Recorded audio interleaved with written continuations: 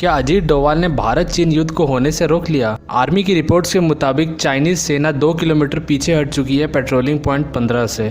नमस्कार दोस्तों, मैं साहिल चौधरी आपका स्वागत करता हूं आप ही के चैनल इंडिया टॉक्स पे। तो पेट्रोलिंग पॉइंट 15 से भारत और चीन के सैनिकों का डिसएंगेजमेंट हो चुका है। चाइनीज सेना पेट्रोलिंग पॉइंट 15 से 2 किलोमीटर पीछे लगभग जा चुकी है, ऐसा आर्मी ने कंफर्म कर दिया है। हॉट स्प्रिंग्स और गोगरा के इलाकों में सोमवार को ही डिसएंगेजमेंट कंप्लीट कर लिया गया था, जहां चाइनीज सेना ने धीरे धीरे करके संडे से डिसमेंटलिंग का काम शुरू कर दिया, यानी उनके जितने भी टेम्पररी स्ट्रक्चर्स थे उनको तोड़ना और पीछे हटाना शुरू कर दिया। आर्मी ने कहा है कि जो म्यूचुअल अंडरस्टैंडिंग हुआ है डिसएंगेजमेंट को लेकर के, उसके हिसाब से भारत और चीन दोनों की ही सेना 1 से 1.5 किलोमीटर पीछे हट रही है फिलहाल जिस जगह पे खड़ी है वहाँ से, ताकि जो इमीडिएट कन्फ्लिक्ट है दोनों के बीच में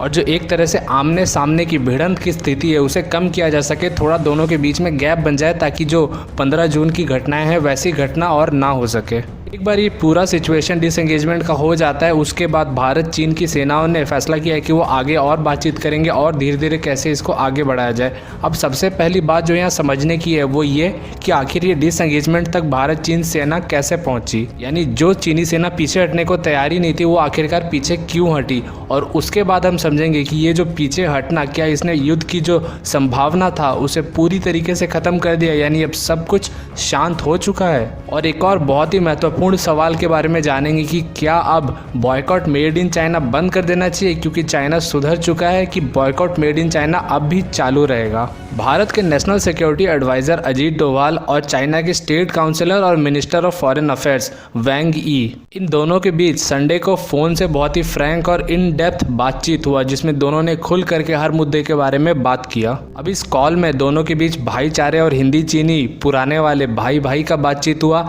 या फिर अजीत डोभाल ने धमकी दिया कि अगर वो पीछे नहीं हटते हैं तो भारत अमेरिका मिल करके हमला कर देंगे। ये हम नहीं कह सकते, लेकिन दोनों के बीच में इतना ज़रूर अंडरस्टैंडिंग हो गया कि दोनों की सेनाएं पीछे हटेंगी। अब हमारे लिए ये समझना ज़रूरी है कि अब जो सेनाएं पीछे हटी हैं ये कितना पीछे हटेंगी और क्या इससे युद्ध पूरी तरीके से ख़त्म हो जाएगा। अब इस सिचुएशन में भारत और चीन दोनों की सेनाएं 1 से 2 किलोमीटर पीछे हटी हैं अपनी जगह से। तो जैसा कि हमने पहले समझा था और पहले सोर्सेस ने बताया था कि चीन, भारत और चीन के LAC के बीच के विवादित ज़मीन पे आकर के बैठ गया है, तो उस हिसाब से भारत तो पहले से ही अपने LAC पे था, यानी भारतीय सैनिक अपने LAC के पास से और पीछे चले गए। वही दूसरी जगह जो चीनी सेना थी वो तो विवादित ज़मीन पे बैठी हुई थी, तो अगर वो पीछे गई है 2 किलोमीटर, इसका मतलब है कि कुछ जगहों पे शायद वो अपने LAC के अंदर वापस चली गई होगी और कुछ जगहों पे अभी भी वो विवादित ज़मीन पर ही है, लेकिन पहले से 1 से 2 किलोमीटर पीछे होकर के बैठी हुई है। अब यहाँ कोई बहुत बड़ा शांति का एग्रीमेंट साइन नहीं हो गया जिससे सब कुछ ठीक हो जाएगा, क्योंकि अभी भी फ्रंटलाइन से थोड़ा पीछे दोनों की सेनाएं बैठी हैं तैयार।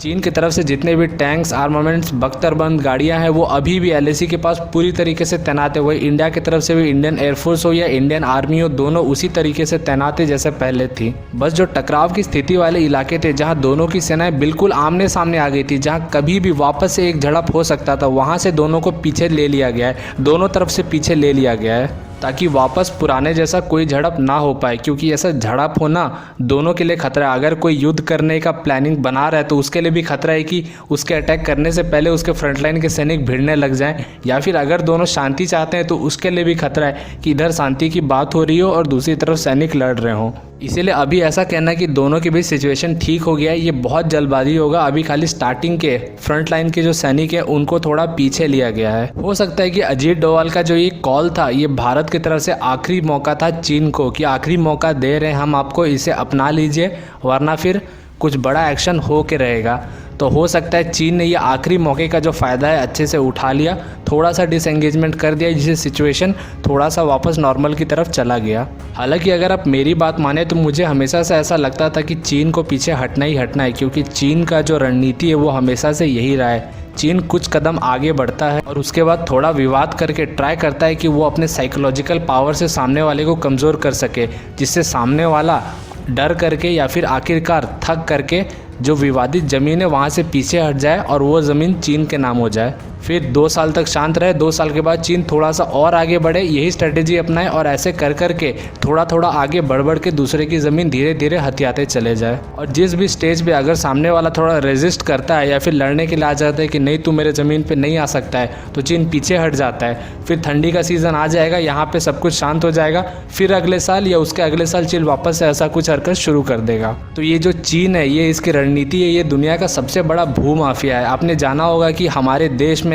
गाँव में भी इसी तरह से भू माफिया काम करते हैं, या फिर आजू बाजू की जो ज़मीन है वो इसी तरीके से हड़पे जाते हैं। जो 2 खेतों के बीच का पार्टीशन होता है उसे धीरे धीरे करके थोड़ा थोड़ा दूसरे के खेत की तरफ बढ़ाया चले जाया जाता है, जिससे धीरे धीरे सामने वाले को पता भी ना चले और उसका काफ़ी बड़ा हिस्सा आपके ज़मीन में आ जाए। और क्योंकि एक बार में आप बहुत बड़ा हिस्सा नहीं छीनते, एक बार में थोड़ा सा ही आगे बढ़ते, इसलिए सामने वाला भी आपके ऊपर कोर्ट केस करने से पहले या आपसे लड़ने से पहले सोचता है कि इतनी थोड़ी सी विवाद के लिए या थोड़ी सी ज़मीन के लिए क्यों बेकार में कन्फ्लिक्ट क्रिएट किया जाए। और अब आते हैं हमारे तीसरे मुद्दे पे। तो चीन अब चाहे बॉर्डर से हट जाए या भारत के साथ संधि भी क्यों ना कर ले, भारत की जो जनता है उसने मन बना लिया है कि अब हिंदी चीनी बाय बाय हो के रहेगा। अब चाइना को हमें हर स्टेज पे हर लेवल पे बॉयकॉट करना है। मुझे ऐसा लगता है कि भारत और चीन का ये जो विवाद रहा, ये भारत के लिए तो बहुत ही अच्छा रहा, क्योंकि इसने हर देशवासी के मन में एक आत्मनिर्भर भारत को लेकर के एक ज्योति जला दिया, एक मेड इन इंडिया को लेकर के एक अलग सा कॉन्शियसनेस पैदा कर दिया है,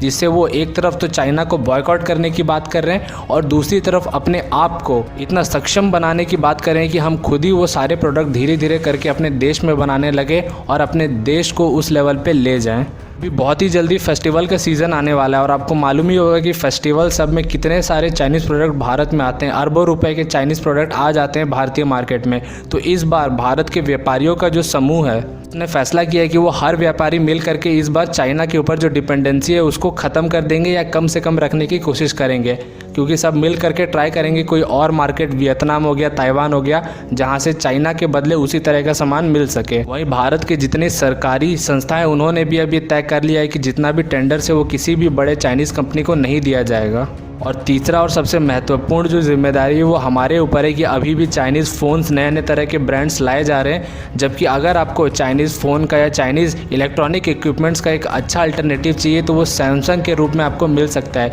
क्योंकि एक तो सैमसंग साउथ कोरियन कंपनी है, दूसरा सैमसंग अब बहुत बड़ा अपने स्मार्टफोन का अपना जो हिस्सा है वो भारत में ही बनाता है। खास करके जो मिड रेंज स्मार्टफोन्स हैं जो 10,000 से 20,000 के बीच में आते हैं वो सारे भारत में बन रहे हैं और यही सारे फ़ोन ज़्यादातर भारतीय यूज़ करते हैं। तो अगर आपको एक इमीडिएट अल्टरनेटिव चाहिए, आप अगर कोई नया चाइनीज़ फ़ोन या कोई नया चाइनीज़ इक्विपमेंट खरीद रहे हैं तो वो सैमसंग के रूप में आपको मिल सकता है, या फिर नोकिया जैसे और भी 2-4 कंपनीज़ हैं। देखिए, हम अभी मेड इन चाइना पे तो कंट्रोल नहीं कर सकते, हमारी इतनी स्थिति नहीं है, क्योंकि हर एक कंपनी चाहे वो इंडियन हो या कोई अमेरिकन कंपनी हो, हर किसी में इक्विपमेंट्स तो अभी भी चाइना से ही आ रहे हैं। लेकिन हम कंपनी ज़रूर चूज़ कर सकते हैं। हम इतना कर सकते हैं कि किसी भी चाइनीज़ कंपनी का सामान नहीं खरीदेंगे, भले ही वो प्रोडक्ट कहीं भी बन रहा हो, उसके ऊपर तो अभी हमारा कंट्रोल नहीं है, लेकिन वो कंपनी चाइनीज़ नहीं होगा। भले दुनिया में किसी भी देश का हो,